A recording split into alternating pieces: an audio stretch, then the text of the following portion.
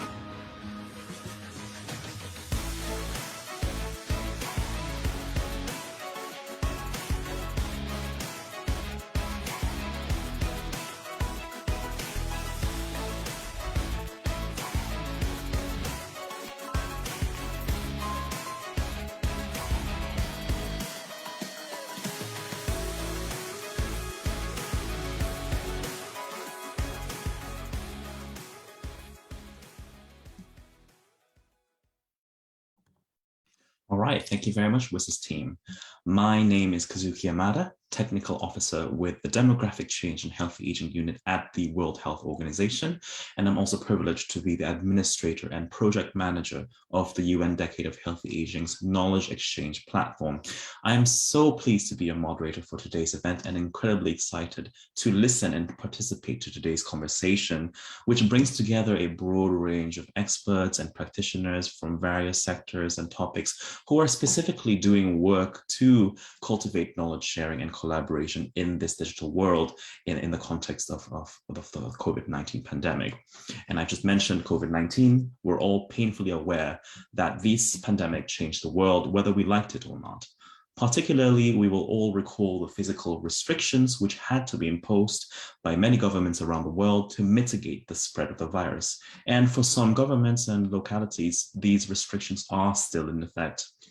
These restrictions meant a radical transformation of the way we went about our everyday lives. We were now going to school, work, doing our shopping, catching up with friends remotely through digital tools. And this shift in the mode of our interactions also had an impact on the way people and organizations started to think about how to work together with others and how to exchange knowledge with others, because for many, the unavailability of physical modes of collaboration could not mean coming to a standstill. We needed to pivot to the digital world. And thankfully, the digital spaces that we have available to us now made this possible. This is the same for the UN Decade of Healthy Aging. 2021 to 2030 was declared as a decade by the World Health Assembly and the UN General Assembly in 2020, before the COVID-19 pandemic took its hold on the globe. But the decade is mainly a call for collaboration, to truly work together across diverse sectors to ultimately improve the lives of older people, their families, and their communities.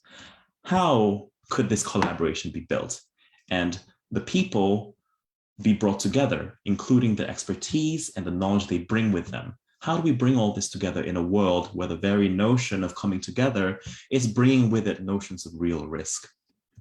Today, we're really privileged to be hearing from experts and representatives across diverse sectors and initiatives to think about and reflect on the impact of the accelerated rise of information and communication technologies as facilitators of person-to-person connectivity and collaborative knowledge exchange, including in our work to foster healthy aging. What has been made possible and what futures have been unlocked? What are some of the challenges in the pivot to digital? How do we move forward, and what role will digital continue to play as the world makes efforts to build back better? Just some housekeeping notes. Please note that this online event has been designed to be as interactive and encourage as much conversation as possible. Please do join the dialogue by using the Zoom's Q&A function to ask questions, which will be answered in writing or during the discussion portion of today's event. Please do also start conversations with your fellow participants using the chat function.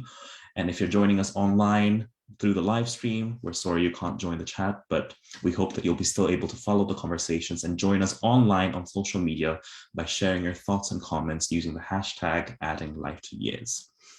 And now all speaker bios will be posted in the chat as well. So let's get right into it. To kick off this conversation, I'm truly delighted to welcome Laura Garcia-Diaz, manager of the WHO Global Dementia Observatory Knowledge Exchange Platform, who works with the Dementia Team, Brain Health Unit, World Health Organization. Laura, could you start us off with a lightning summary and pitch of what the Global Dementia Observatory Platform is all about? Yes, thank you so much for the introduction. So as Kazuki mentioned, I support the management of WHO's Global Dementia Observatory Knowledge Exchange Platform. And this platform contains key resources to support the implementation of the Global Action Plan on the public health response to dementia and its 7 action areas. And some of the action areas include dementia awareness and inclusion and caregiver support.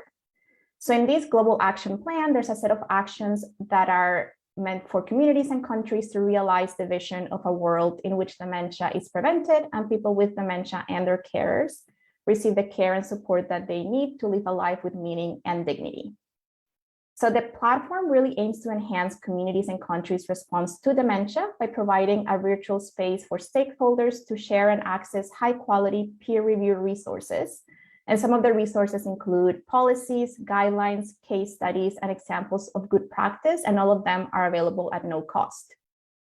To ensure that the resources included in the platform meet quality and good practice criteria, all of the resources submitted to us undergo a comprehensive review process consisting of a panel of peer reviewers who are experts in the field of dementia, focus groups of people living with dementia, and the WHO Secretariat.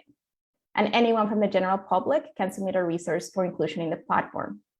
It is really important to us that people living with dementia are involved in this review process, as they provide invaluable feedback on whether a given resource would likely make a difference to the lives of people with dementia and their carers if implemented in a country. Another important feature of the platform is that it provides a space for users to give feedback on resources, and we also make publicly available all of the feedback provided to us by the peer reviewers and the focus groups of people living with dementia. It is through the exchange of resources and feedback about the usability and applicability of resources in different contexts that the platform facilitates mutual learning and is promoting the exchange of knowledge in the area of dementia. Thank you so much, Laura, for that really fascinating introduction into the project and the initiative. You know, I've followed the work of the Global Dementia Observatory's Knowledge Exchange Platform for a while, because obviously I'm greedy. I like to learn from other projects. And one of the things that attracts me most to this project is the fact that people living with dementia, they're a key part of the process for making the knowledge available, which is so interesting to me. And I think is really relevant to some of the topics we'll discuss later on in the discussion. So thanks so much, Laura. I'd like to now introduce Ryan Backer from oldschool.info, who's also going to give us a kind of lightning tour of his site together with his co-founders. So Ryan, if I could call you to the floor, and I will bring up your slides as well. Thank you so much, Kazuki. Thanks so much for having me here. My name is Ryan Backer. I am the co-founder of oldschool.info along with Ashton Applewhite and Kyrie Carpenter. So oldschool.info is really focused on educating the general public, anyone really, about the harms of ageism. and also connecting folks who are working against it together. Next slide. Thanks, Kazuki. So we started off in 2018 as a really simple spreadsheet of different resources from across the web.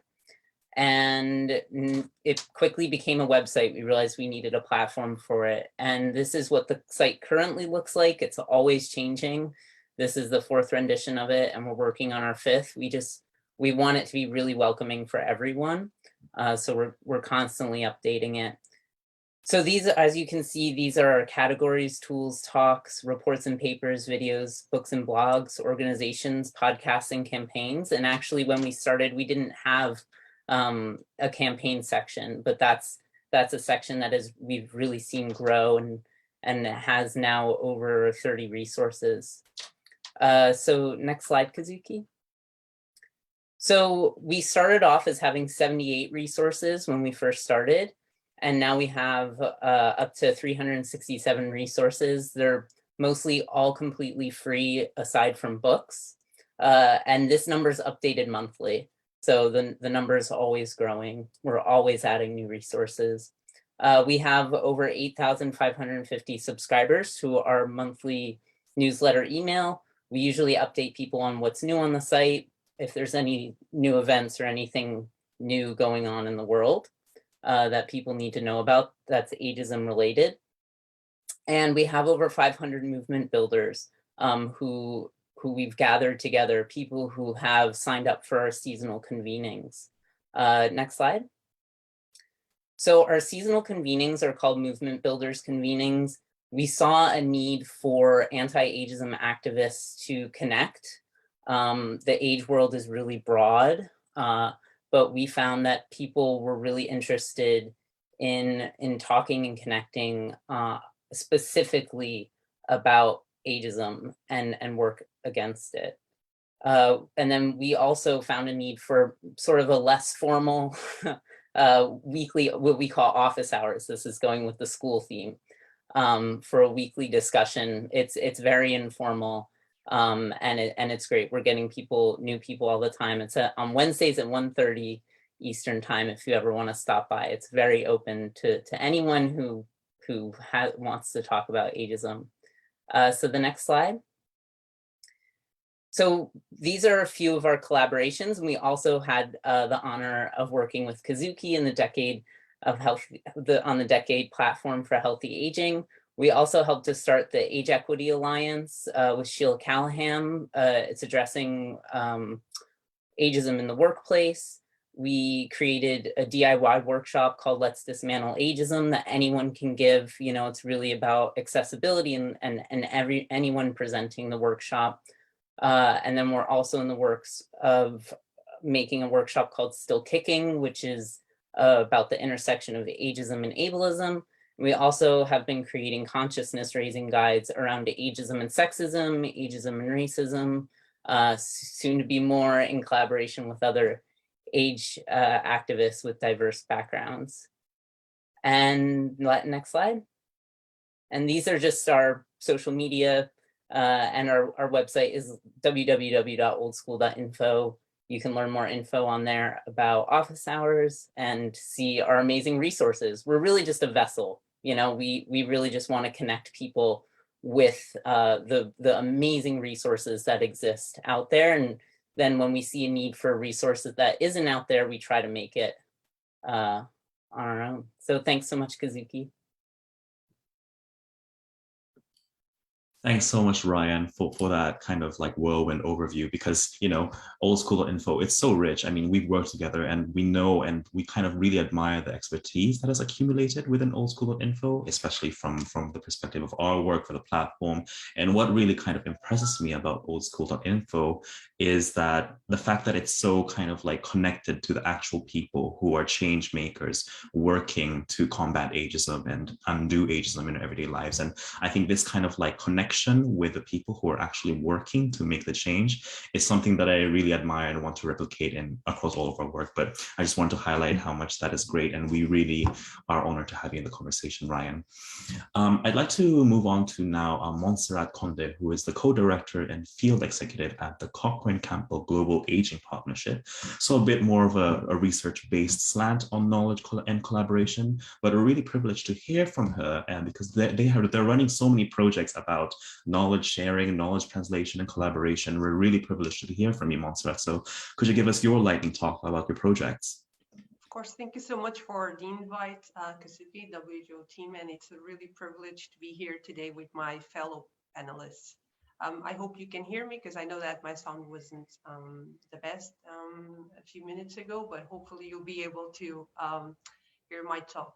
So the Cochrane-Campbell Global Aging Partnership is a global hub. It's a volunteer-based initiative that brings together both the strength of Cochrane and the Campbell collaboration. We've basically pledged ourselves to the UN Decade of Healthy Aging goals. And as part of that, we aim to promote the dissemination, accessibility, and impact of evidence, in this case, mainly Cochrane and Campbell reviews, while also trying to increase their applicability to address health and social care priorities, and obviously promote the well-being of older people globally.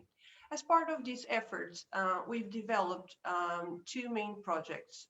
We thought, so what's out there already accessible in the internet in terms of existing platforms that we can actually use to help us disseminate evidence to improve decision-making at different levels, from policymakers to practitioners to the general public.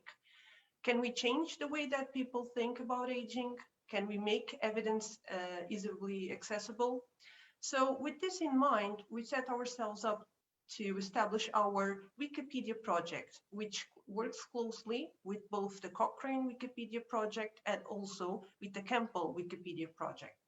Our main goal here is to include both Cochrane and Campbell evidence that relates to age topics in different Wikipedia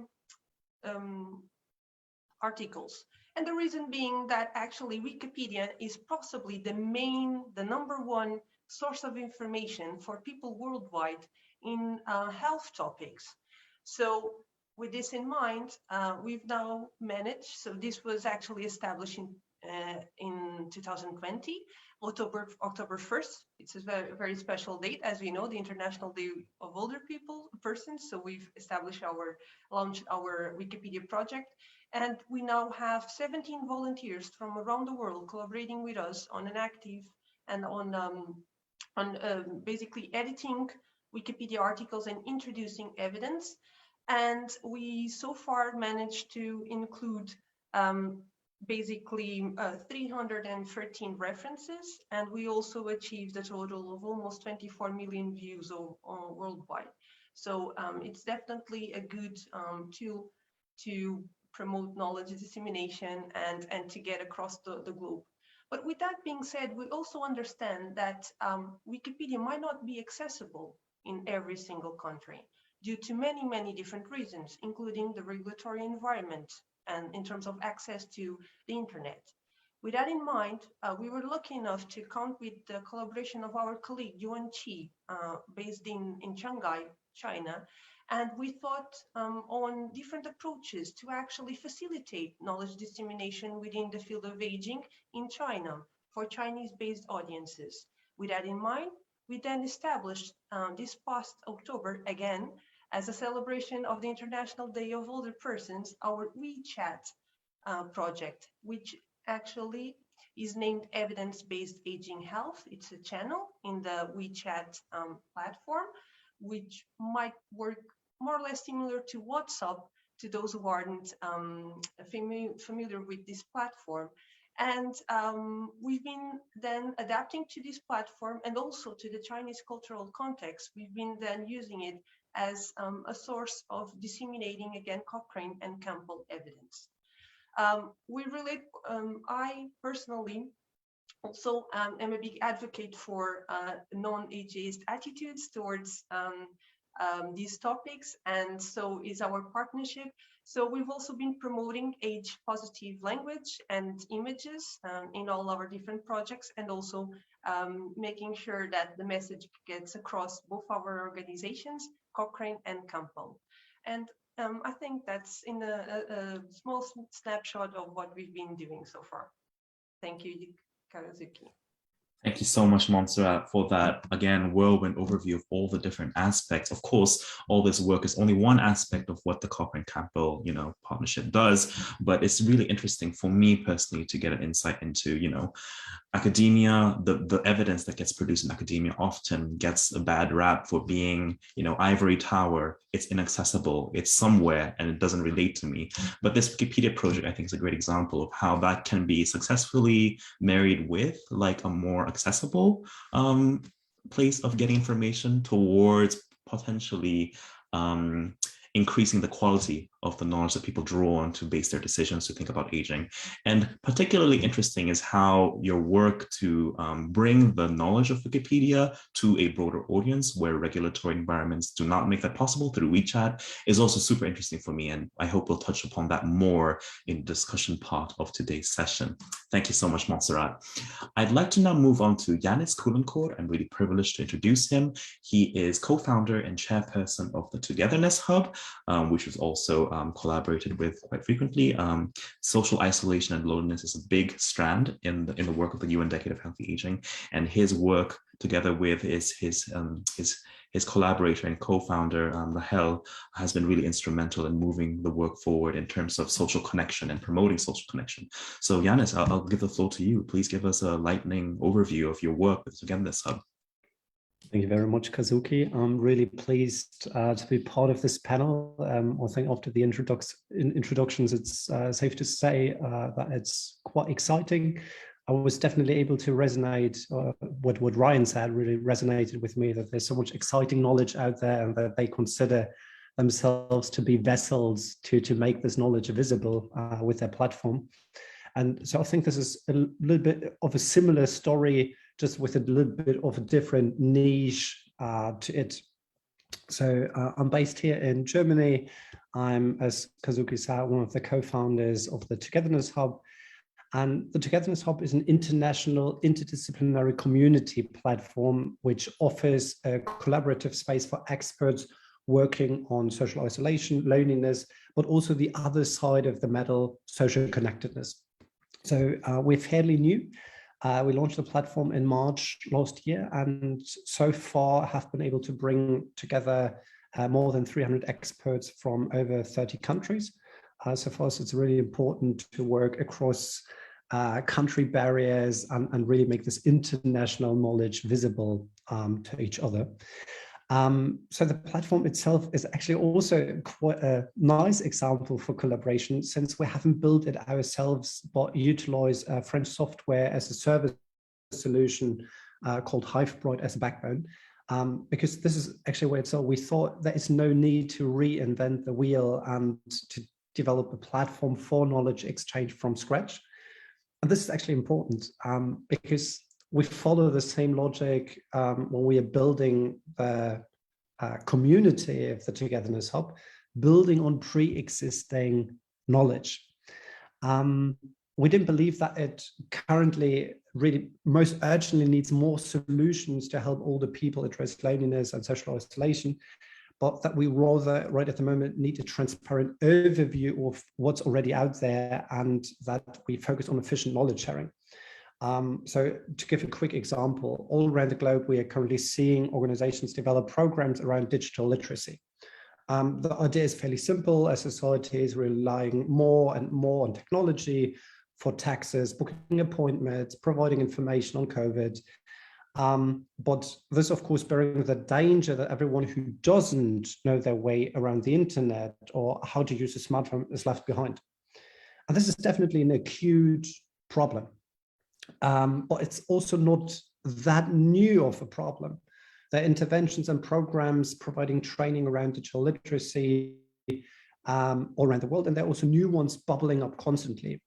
So our logic is, instead of creating new solutions from scratch, instead, so, and this is where I like this vessel example of Ryan, make those pre-existing organizations and solutions visible to each other and allow knowledge sharing across the borders of a country.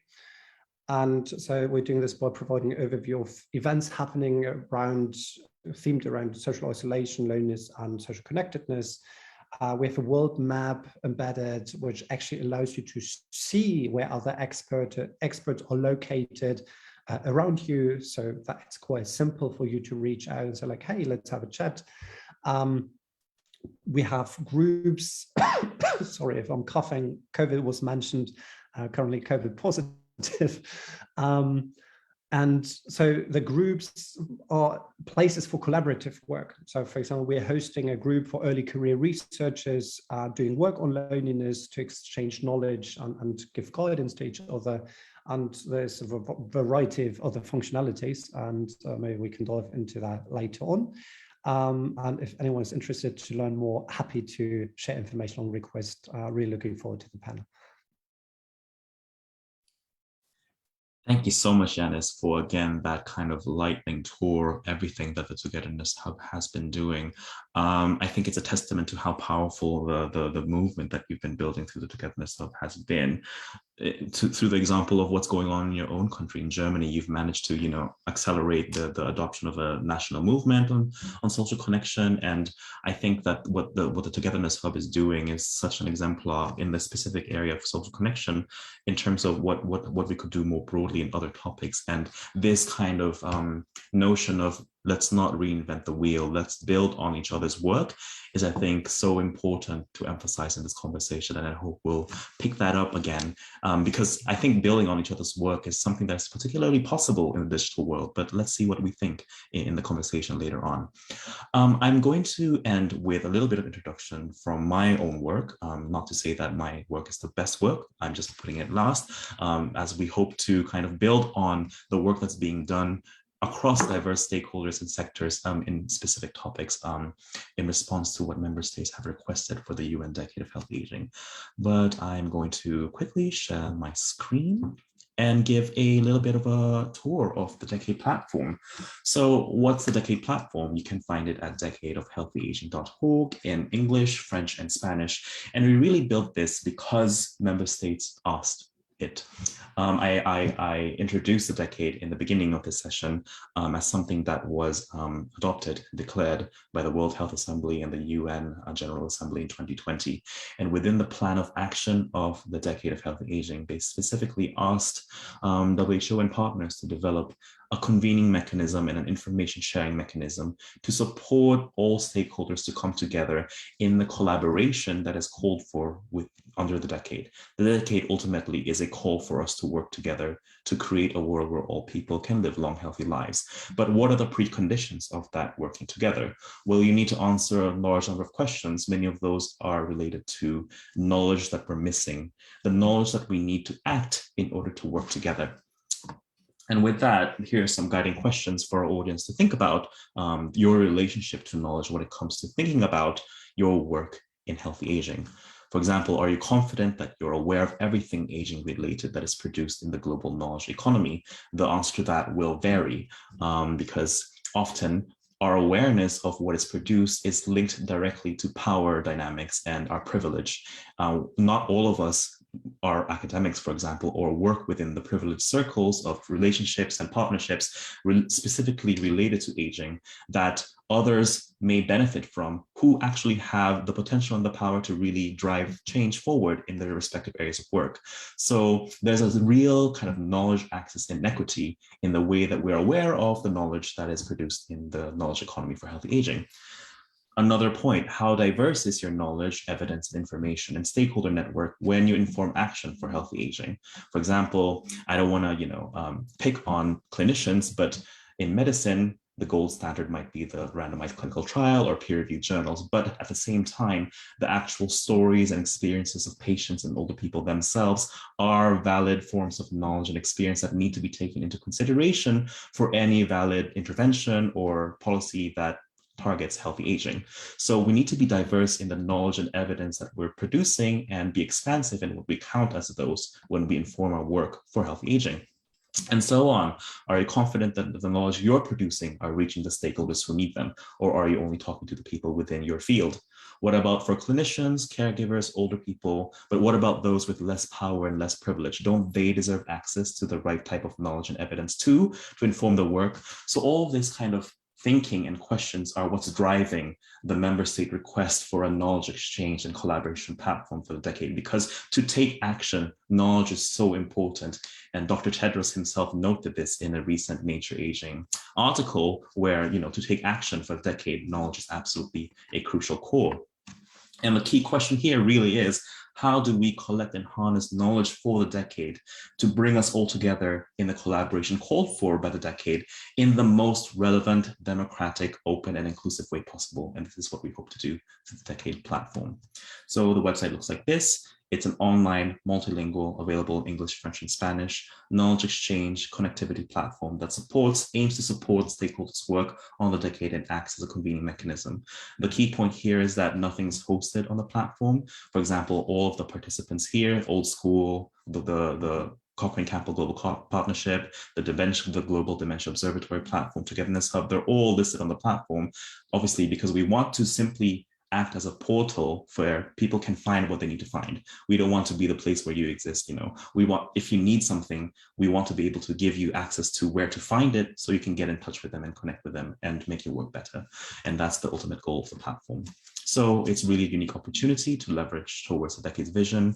We have tried to be as expansive as possible in the types of knowledge that can be shared and exchanged on the platform. But the best way, obviously, is to go on the platform and explore it yourself, see what's possible, and obviously send an email to hello@decadeofhealthyaging.org if you have any complaints or feedback or things that should urgently be changed, because the voices of the users are the most important, obviously, in the way the platform evolves in the future. So that's about it from the decade. I'll stop there. Now, with all of that background work aside, I'm really excited to delve into the conversation part of this session. And I'm going to really keep this as an interactive dialogue. So I'm going to ask questions, and please, participants, please feel free to jump in, raise your hand if you'd like to dive straight into what you'd like to contribute to the dialogue from your perspective. And I'd like to start us off with one question, specifically related to the digital world. From your experience, what are the conditions, criteria, or requirements that you have found are needed to facilitate effective knowledge exchange or collaboration through digital spaces and tools to improve the lives of older people? Because, collaboration in person has different requirements to what happens on the digital space. And oftentimes, many people turn towards digital technology because it's a buzzword. We need to innovate. Let's use a digital technology. But what is important is, does this digital space or tool really work to bring people together? And I'm really interested and curious to hear from your experience and what has really helped in terms of cultivating collaboration and knowledge exchange through digital tools and spaces. So anyone you'd like to jump in? Well, I can start actually. So basically, in this case, I think I do resonate with the idea of trying to use what's already available. But even though certain platforms might already be available in open source, for instance, Wikipedia, that doesn't mean that we don't need to adapt them to our own mission, right? And the best way to do that is actually to engage with the communities that are already doing it. So in our case, establishing a working relationship with a collaboration with the Wikipedia community was critical in terms of training and also obtaining all the technical skill set needed, right? Because although we come from a research background, in my case, also a practitioner background. So hence why I'm so interested in knowledge translations, because I've experienced firsthand the difficulties in access good information, right? Reliable information. But I think it's very important to establish this sort of partnership with people that are already in the digital space, although they might be doing it slightly differently. And something that we also found quite important, and obviously we know that English is the lingua franca especially in digital spaces. But with that being said, language and cultural adaptation is critical whenever we're trying to convey messages, especially regarding health, social care, where context is so critical. We need to talk with people from different backgrounds, from different cultural contexts, and engage them. So the internet is an amazing place for collaboration worldwide, but we need to establish these sort of bridges. And that's why we're now focusing on actually moving towards different Wikipedias written in different languages, and seeing the best approaches to do so with the actual knowledge users. So I would say that these two aspects is quite important. Collaborating with existing online communities and taking into consideration the cultural adaptation needed, because aging is not perceived the same, neither experiencing the same manner around the world. Thanks so much, Montserrat. I really resonate with both of your points, especially, we're at the ITU's WSIS Forum. It's all about public-private collaboration to work together for digital technologies. And often when digital technologies are implemented by people who work mainly in that space, some things can be forgotten about aging issues. And so there needs to be collaboration there. But at the same time, when people working in this space, the aging space, want to use digital technologies, sometimes they forget about the good practices and what needs to be considered user-centered design in digital technologies as well. So that connection is crucial. And of course, the crucial, ever haunting question of language is so important. And I think we'll get to that a bit more when we continue the discussion. But I want to invite anyone else, Laura, Ryan, Yanis, if you want to jump in with a contribution here. Sure, I'll just contribute something, and it's in regards to involving people with lived experience. As I mentioned earlier, a big part of the work that we do for the platform is involving people living with dementia. So we have peer reviewers, and the way that we interact with them is very similar to how academics would, when they submit a manuscript to a journal, they're used to then, peer reviewing somebody else's work. So that collaboration and that exchange of feedback is very organic to them.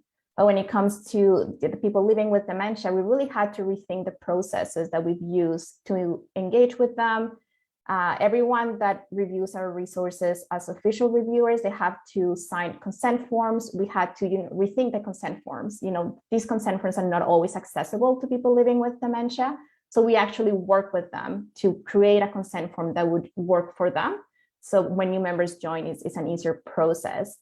And the way that we work with people living with dementia is that we actually meet with them. That's what we call them focus groups. We don't send them a resource and a survey to fill out. We actually get together and have conversations about the resources that get submitted to us. So I think anytime we're thinking about involving people with lived experience, which I think we all should be doing, we really need to rethink how that process works and how we're communicating with them. A lot of the people that we work with have used Zoom, even before the pandemic. So that transition was fairly easy, but there's some that might have never really interacted with this type of platform. So some training, might be needed in that aspect as well. So I think that has been our biggest learning point for us when, involving people with lived experiences, that we have to rethink the processes that we typically use to collaborate with others. Thanks so much, Laura. I think that's a really inspiring example of, what user-centered design thinking can really do when you really put those principles into play. But more importantly, it's that, an inspiring example of co-creation and co-design, because if it's from the disability movement, nothing about us without us, if the platform is about people living with dementia, if it's meant to be for their benefit, why would you not include them in the actual process of developing and running the platform? So that's like a true example of inclusive, universal design thinking, which is quite interesting to add to the conversation. Ryan or Yanis, I was wondering if you had any further thoughts on this kind of this question of what do we need to do to ensure that our digital spaces are effective and well used? Sure thing. So I think what was mentioned last about the training bits, I would even extend this further and say the context is incredibly important. So when we're talking about collaboration, when we're talking about collaborative learning opportunities, what are we actually talking about? Are we talking about the final result? Are we talking about the final piece of documentation, a report which is being published? Or for example, paper that is peer reviewed? Or are we even stepping in one stage earlier when the thinking process is still in motion, when questions are occurring and the individuals, the organizations might not have all the answers. So instead of presenting the ideal version of, oh, we got it all figured out, it's actually a state where the people are way more vulnerable, because you might reach a conclusion where you say, we actually have a problem, we face an obstacle, and we don't know how to overcome it yet. Is there anyone who has a solution to this question? And so what we figured out is, especially for those community building processes, and it's a slow process, it's about building trust, it's about creating psychological safety. We've talked about inclusion. So we then also need to consider introverts versus extroverts. Maybe not everyone in a Zoom room is equally comfortable with speaking out loud and just raising their points. We're talking about language barriers. So usually like those discussions are mostly happening in English language. So suddenly people who might not be native speakers feel intimidated because they don't have the well-shaped expressions native speakers might have. And so this is where we spend actually quite a lot of thinking around how we can include newcomers, how we can empower newcomers to also share their thinkings, to share their thoughts, to share their questions, and allow more vulnerability to be part of this collaborative process, where it's not, oh, we have the final result figured out, but how can we actually co-create the final result based on the questions we initially have? Absolutely, Yanis. Thank you so much for that reflection, specifically on like the community building aspect of it. I really appreciated the fact that, you know, it's a slow process, has to be involved super early. And thinking about the community building process, maybe, I mean, Ryan, you don't have to talk about your community building aspect, but you do have this aspect of, you know, your weekly kind of office hours and the movement builders. And I was wondering if you had any kind of thoughts on what made in the digital space, you know, what made it work for you in bringing together these change agents for combating ageism? Yeah, thank you. Yeah, I mean, what everyone said so far, I think is so fantastic, and I definitely agree with it all. And I think, you know, for us, it was really, you know, listening to the folks who, you know, when we originally launched Old School, they were just so excited, and then, you know, going from there and saying, okay, you obviously needed this, you're excited about it. What's next? What do you need next? And it was obvious that there was just such a need for conversation, just a need for, and we actually realized this through social media. Actually, none of us like social media. We've gotten, the three founders don't like social media, so we got someone else on board to help with our social media, Christina Peoples. She's an amazing collaborator. And we realized through this platform called Clubhouse that it's just a really, it's really powerful to just have conversations, to just have in time conversations between people with quick knowledge exchange. It's really fantastic. Clubhouse was a bit of a barrier. We realized that Zoom was a better platform as far as just getting, because we now use Zoom for everything. Clubhouse is a great platform, but it's audio based. You need the app to use it, and it's a bit more of a niche space. Whereas Zoom, you know, it's just been really, I mean, we're on Zoom right now. We all know how helpful it's been. So I think specifically with us though, what has been really helpful is actually just getting the awareness out there that everyone is aging. And that everyone is affected by ageism.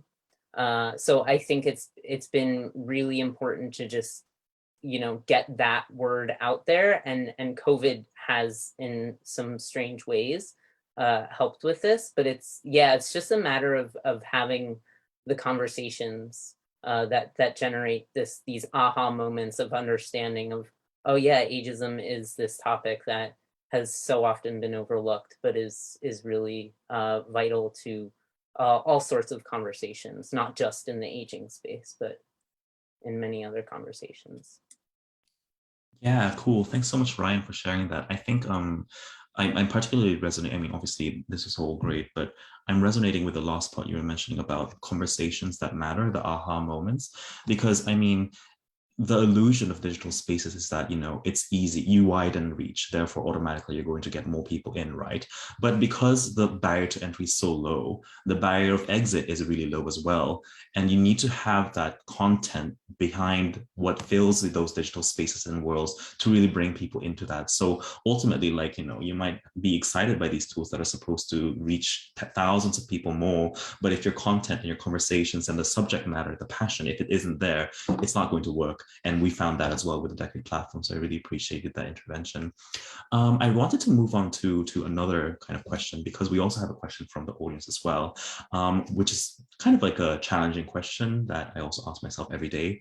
But I had this question about the exclusionary nature of digital spaces and tools. So obviously we take up digital spaces and use them for knowledge sharing and collaboration because we, as I said, are under maybe an illusion that they widen or democratize access to networks of information by default. But obviously that's not always the case. And as Carlos asked us in the Q&A, you know, older people who may have disabilities or certain difficulties in accessing or familiarities with digital platforms, they may be automatically excluded by digital spaces if steps aren't taken to address them. So my somewhat frank question is, who does your digital space or tool exclude? And what steps should be taken to address these exclusions? And I invite anyone to jump in on this somewhat difficult topic. I'll jump in. Sure, right. Yeah, I love this question, Kazuki. So thank you so much for asking it. And it's definitely, yeah, just a really important question. I think the hard questions are the most important. I think old school, the first thing that popped into my mind was younger people. I think it was very well received by older people, but it's taken a lot of effort for us to get more younger people involved in thinking about this topic. We're also very North American centric. You know, the three of us, I'm in Montreal, Quebec right now, but I grew up in the States. So the three of us are from the US. So all of our most of our resources at the beginning were all in English, all very much based in based in the US. And since then we've grown a lot. So I mentioned the convenings. We actually just very recently had co-hosted a convening in French. And that was really, really fabulous that we were able to collaborate with French speakers who were passionate enough about this subject to help us organize that.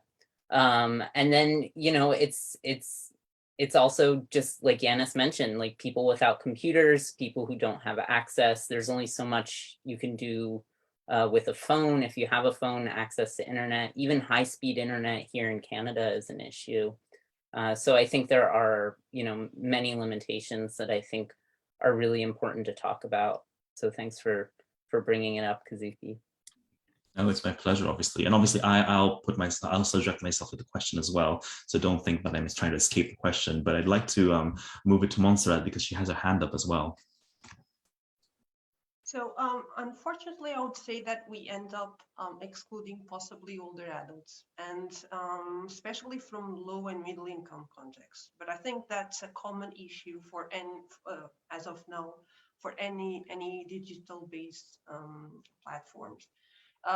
With that being said, we have as a partnership, we also develop other initiatives, and normally we're also focusing on training healthcare professionals, students from low and middle income settings, and basically in terms of capacity building. So even though in the context there might not be easy access to the internet, and there are issues with digital illiteracy, especially among those who aren't digital natives, which is still a significant part of the population over the age of 65, even in Southern Europe, for instance. So we're talking of an issue even among the high-income countries.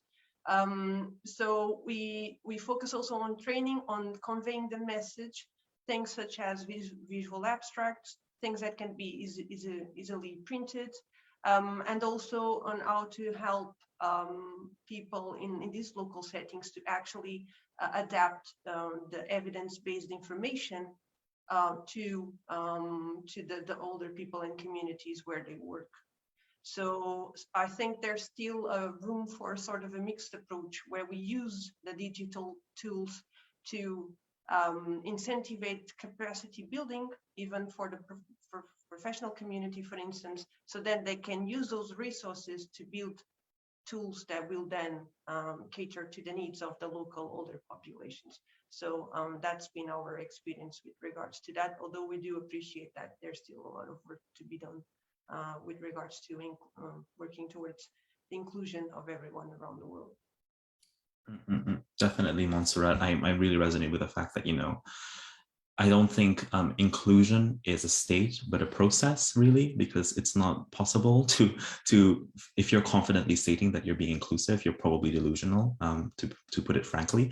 And so, it's the most important. The core is just to always be humble and always assume that you're excluding someone somewhere, whether in terms of power imbalances, privilege, or other criteria of identity. And I guess here I'll just jump in as well, just to, make everyone confident that I'm not escaping the question. For the Decade platform in particular, I wanted to contribute to the question, to the conversation, in the sense of, we're asking people to think about knowledge in a specific way, knowledge encoding, or even helping people realize that their lived experience of aging in everyday life is itself like a knowledge that should be shared with others, and others could potentially learn from. Doing that kind of capacity building and awareness raising of the value that everyone has in terms of the expertise that they by default have by living through life is something that has been challenging for us, because if the primary information architecture on the Decade platform, it comes to mind so easily, like, oh, it's reports, publications, organizations. This is not my world. And doing the work to expand people's understanding of knowledge and expertise and experience is a big challenge for us. And by default, by taking up a particular information architecture that puts at the primacy things that are published, or organizations that are doing work, or projects that are doing tangible outcomes, because those are quite attractive for the UN audience, right? But by doing that, we still have a lot more to go in really including everyone and putting our actions behind our phrase. And when we say that the Decade platform is truly for everyone, we've created those spaces, but people don't realize that those spaces are there for them on the platform. So for us, this is like a big reflection for us in the way we've set up the site and the information architecture. That itself is already excluding people who are not used to thinking about their experiences and their knowledge and their expertise in that way. So that has been a big thing for us. Yanis, I can see you muted. Yes.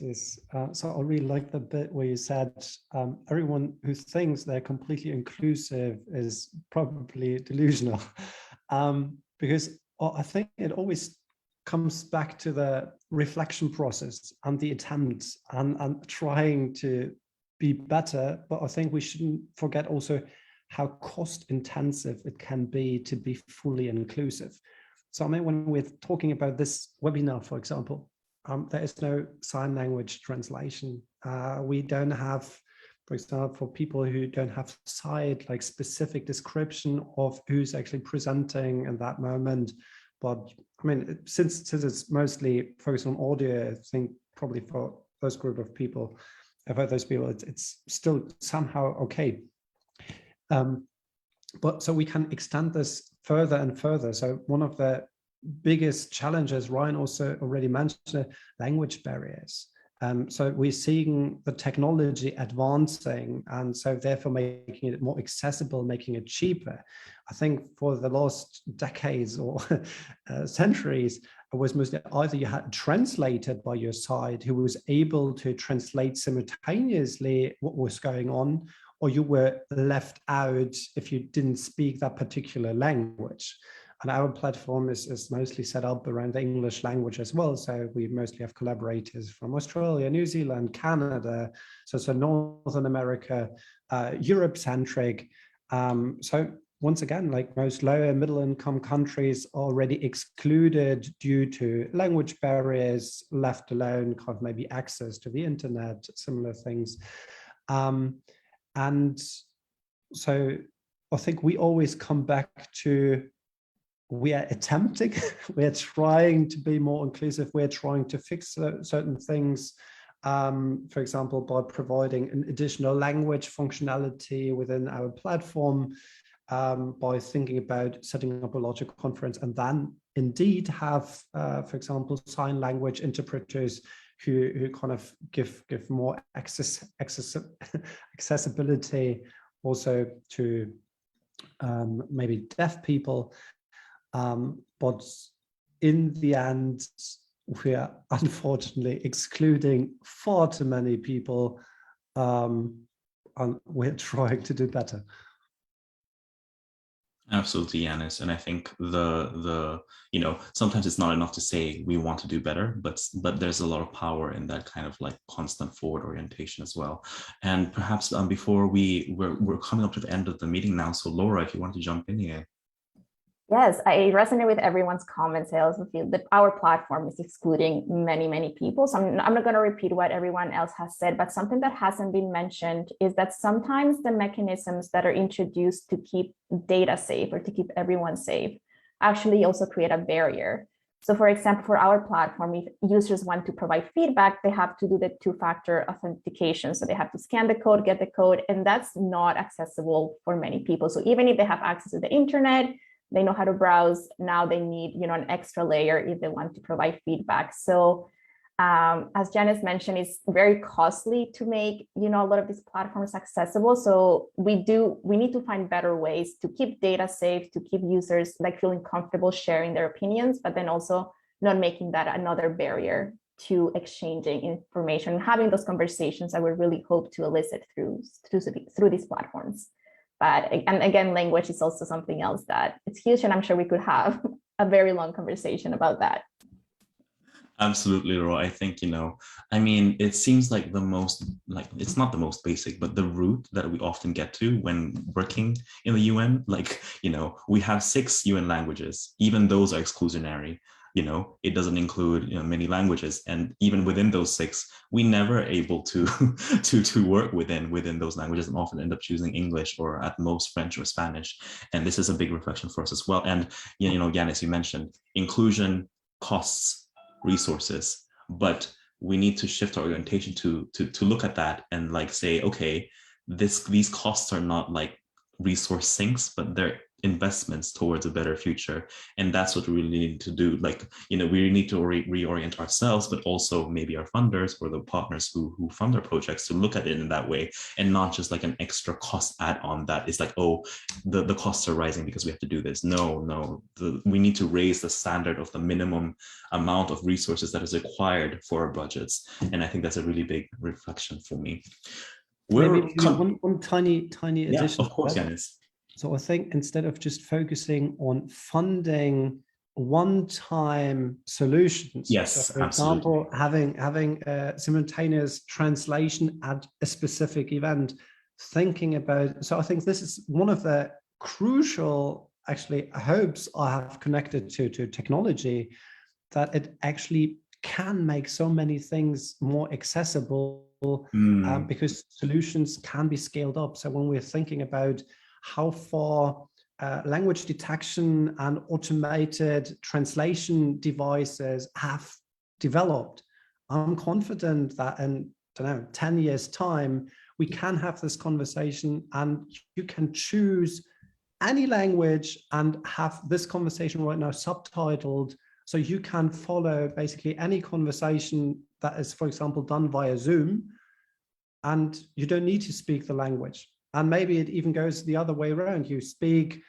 Zulu, and it is subtitled in English, and others can. So suddenly, especially people who are currently not represented, for example, also in those 6 languages being used by the WHO, suddenly can be far more included and have far more access also in regards to being heard, not only consuming knowledge, but also contributing knowledge. Absolutely. I think, yeah, we focused a lot on, the negatives of what we're doing, but actually the fact that we're working within digital spaces holds a lot of promise, because the iterative kind of like the speed at which we can arrive at better solutions in the digital world is unprecedented. And we need to really remember and draw on that in terms like an optimistic kind of utopia thinking in the way we draw on digital innovations. So we're coming up to the end of the dialogue. So I also had one more question I wanted to ask, but I'm going to combine a little bit. And really quickly, in one word or one phrase, please let us know from your perspective, what do you think is the future of digital spaces and tools for knowledge exchange and collaboration, for healthy aging, for social connection, for people with dementia, etc. One word or one phrase. What does the future look like for you? Maybe I might start with Ryan. I'll just say leaderless movements requires connection online no matter what. Brilliant. Montserrat? Collaboration without borders, and across different cultural settings. I think that will be one of the main things. Awesome. Laura? Thinking about communication and having communication without borders, similar to kind of what Montserrat said, being able to engage in open communications. Yanis? I think I would emphasize lifelong learning and curiosity, because I mean, there's so much to come. We don't know what it's going to be, but let's shape it to the better and try to do better. And for me, at least, borders, not just geographical borders, but borders of all kinds, borders between ability, borders between age, generations, borders between disciplines, etc. I think that the digital space has a lot to offer there, and that's the future. So thank you so much to all of our panelists for joining the conversation today. That brings us to the end of this dialogue. Thank you to all our participants, and thank you to our audience as well who joined us for this conversation. There is so much more to discuss, learn, and do in this area to improve the lives of older people, their families, and communities. And if you would like to learn more about the project that we discussed today, all the links have been posted in the chat. There will also be one more opportunity to join a global dialogue on digital technologies and healthy aging, which is happening actually right now. So I need to jump soon. But if you want to join, have a look on the WSIS website to join that dialogue. But otherwise, we look forward to the next decade of collaborative action across all sectors to continue adding life to years and create a world where all people can live long, healthy lives. And thank you so much for joining us. I'll leave you with a final video from the WSIS team, but have a great weekend ahead. Thank you.